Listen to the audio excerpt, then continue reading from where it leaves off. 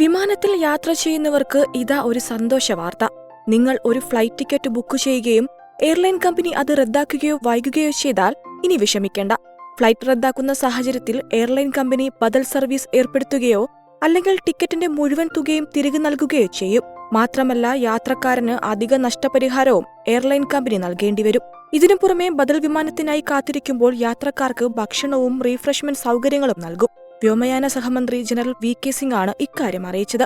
എന്നാൽ വിമാന കമ്പനിയുടെ നിയന്ത്രണത്തിനപ്പുറമുള്ള സാധാരണ സാഹചര്യങ്ങളാൽ ഫ്ലൈറ്റ് റദ്ദാക്കുകയോ വൈകുകയോ ചെയ്താൽ നഷ്ടപരിഹാരം നൽകാൻ അവർ ബാധ്യസ്ഥരല്ല.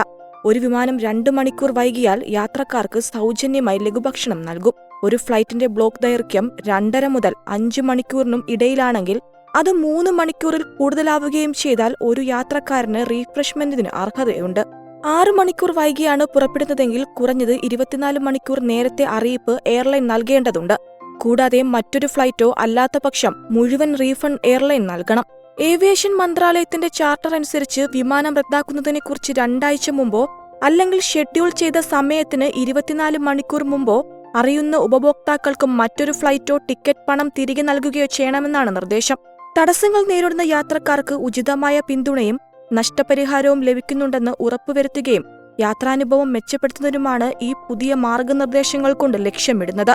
ഈ നിർദ്ദേശങ്ങളുടെ കൂടുതൽ വിശദാംശങ്ങൾ പാസഞ്ചർ ചാർട്ടിലും മന്ത്രാലയത്തിന്റെ വെബ്സൈറ്റിൽ ലഭ്യമാണ്.